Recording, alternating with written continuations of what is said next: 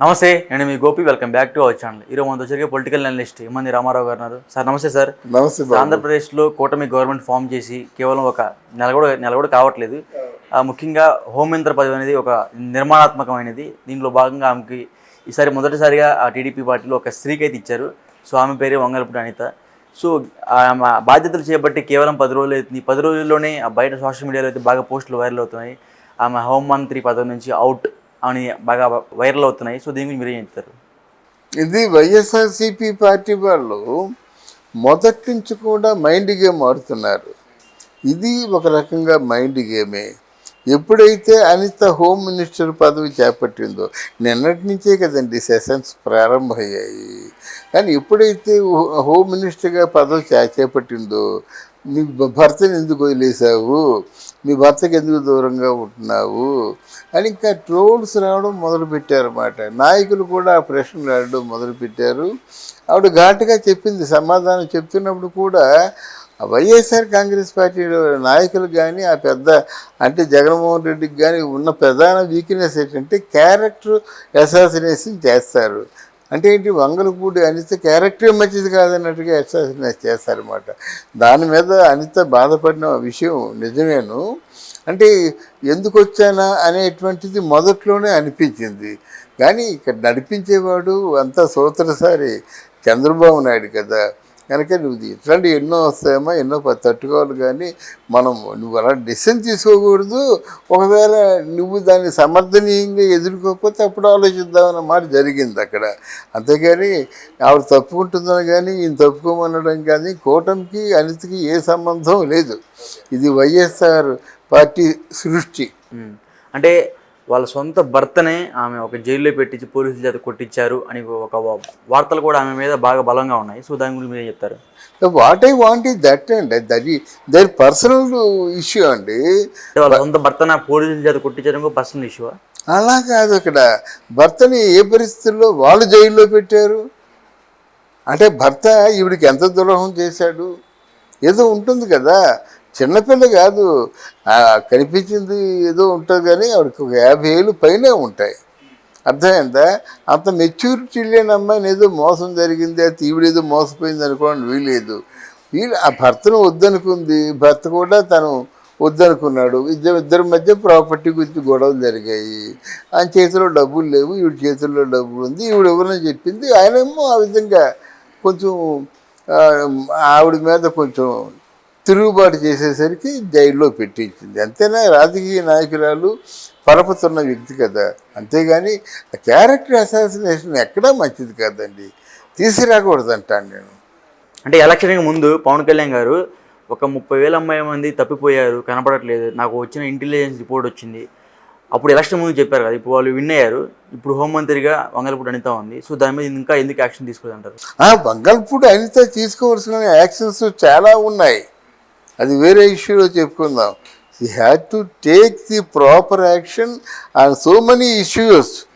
అయితే ఇక్కడ మీకేమవుద్దంటే ఆవిడకి హోమ్ మినిస్టర్కి ఎప్పుడు లైఫ్ థ్రెట్ ఉంటుందండి.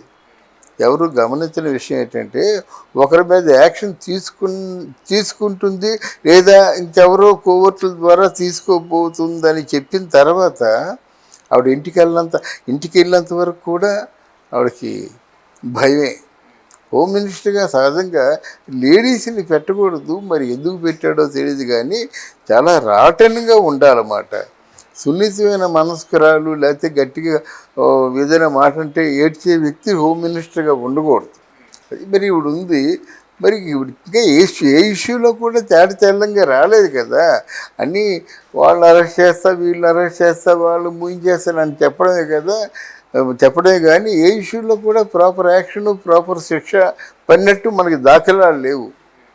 అంటే వంగలపూడి అనిత డైరెక్ట్గా ఒక స్టేట్మెంట్ ఇచ్చింది, మీ ఫస్ట్ టార్గెట్ అధికారంలో రాగానే మీ ఫస్ట్ టార్గెట్ ఎవరంటే కొడాలి నాని అంటుంది. అంత బహిర్ముఖంగా ఒక మినిస్టర్ పదవిలో ఉన్న ఆమె అట్లా చెప్పొచ్చు అంటారా?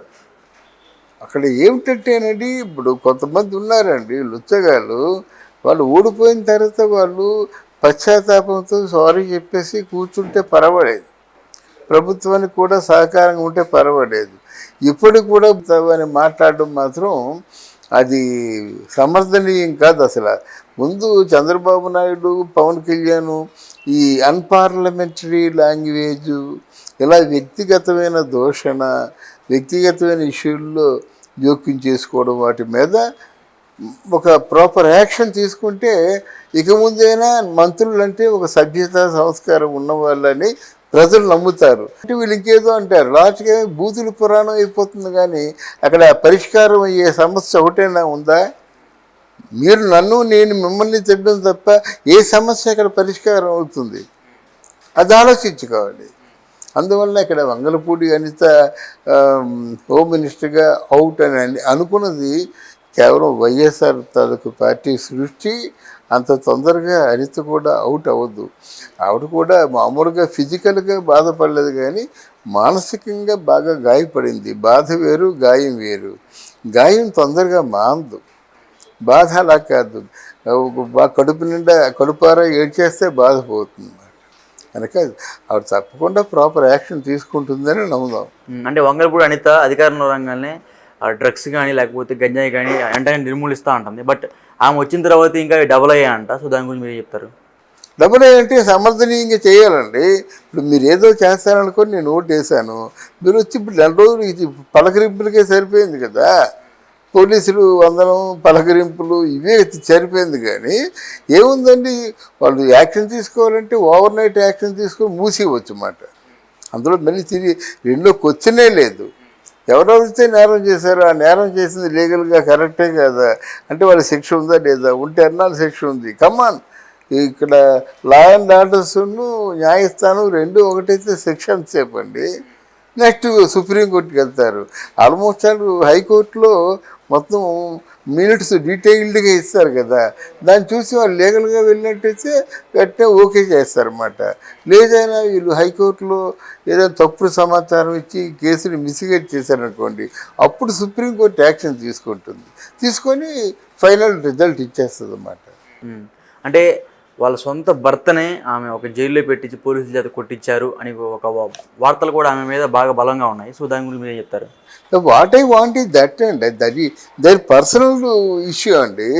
వాళ్ళ సొంత భర్తన పోలీసుల చేత కొట్టించడం పర్సనల్ ఇష్యూ? అలా కాదు, అక్కడ భర్తని ఏ పరిస్థితుల్లో వాళ్ళు జైల్లో పెట్టారు అంటే భర్త ఈవిడికి ఎంత ద్రోహం చేశాడు ఏదో ఉంటుంది కదా. చిన్నపిల్ల కాదు, కనిపించింది ఏదో ఉంటుంది కానీ ఆవిడకి ఒక 50 ఏళ్ళు పైనే ఉంటాయి. అర్థమైందా?